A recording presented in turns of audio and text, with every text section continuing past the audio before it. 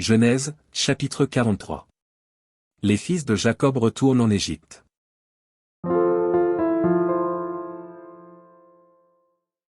La famine s'appesantissait sur le pays.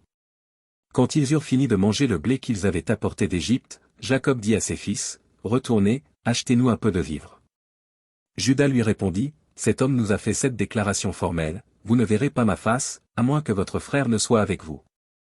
Si donc tu veux envoyer notre frère avec nous, nous descendrons, et nous t'achèterons des vivres.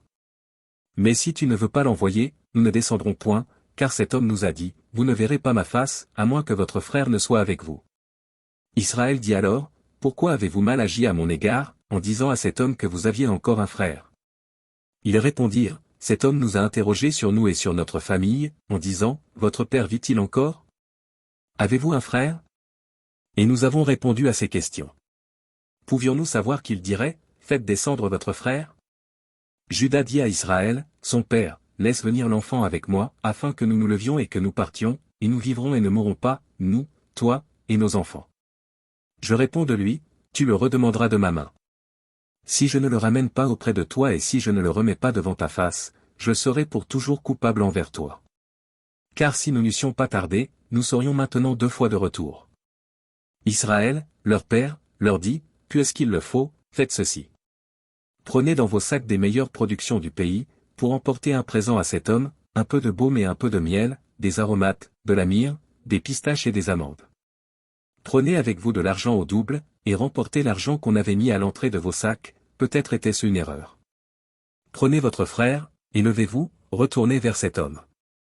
Que le Dieu Tout-Puissant vous fasse trouver grâce devant cet homme, et qu'il laisse revenir avec vous votre autre frère et Benjamin. Et moi, si je dois être privé de mes enfants, que j'en sois privé. » Ils prirent le présent, ils prirent avec eux de l'argent au double, ainsi que Benjamin, ils se levèrent, descendirent en Égypte, et se présentèrent devant Joseph. Dès que Joseph vit avec eux Benjamin, il dit à son intendant, « Fais entrer ces gens dans la maison, tu et apprête, car ces gens mangeront avec moi à midi. » Cet homme fit ce que Joseph avait ordonné, et il conduisit ces gens dans la maison de Joseph.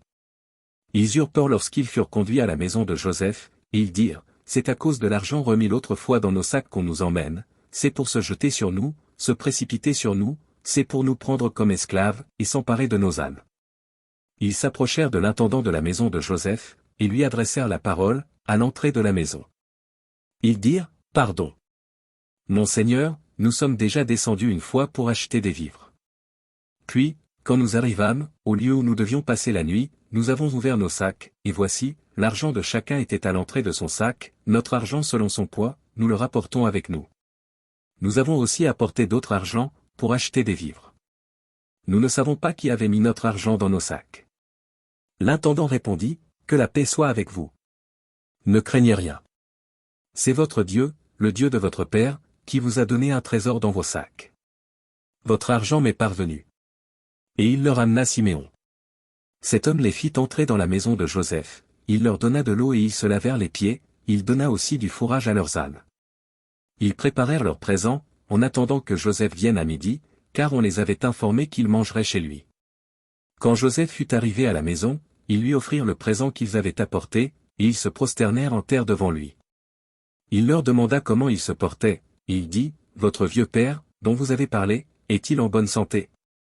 Vit-il encore? » Ils répondirent, « Ton serviteur, notre père, est en bonne santé, il vit encore. » Et ils s'inclinèrent et se prosternèrent. Joseph leva les yeux, et, jetant un regard sur Benjamin, son frère, fils de sa mère, il dit, « Est-ce là votre jeune frère, dont vous m'avez parlé? » Et il ajouta, « Dieu te fasse miséricorde, mon fils. » Ses entrailles étaient émues pour son frère, et il avait besoin de pleurer, il entra précipitamment dans une chambre, et il y pleura. Après s'être lavé le visage, il en sortit, et, faisant des efforts pour se contenir, il dit, « Servez à manger. » On servit Joseph à part, et ses frères à part, les Égyptiens qui mangeaient avec lui furent aussi servis à part, car les Égyptiens ne pouvaient pas manger avec les Hébreux, parce que c'est à leurs yeux une abomination. Les frères de Joseph s'assirent en sa présence, le premier-né selon son droit d'aînesse, et le plus jeune selon son âge, et ils se regardaient les uns les autres avec étonnement. Joseph leur fit porter des mets qui étaient devant lui, et Benjamin en eut 5 fois plus que les autres. Ils burent, et s'égayèrent avec lui.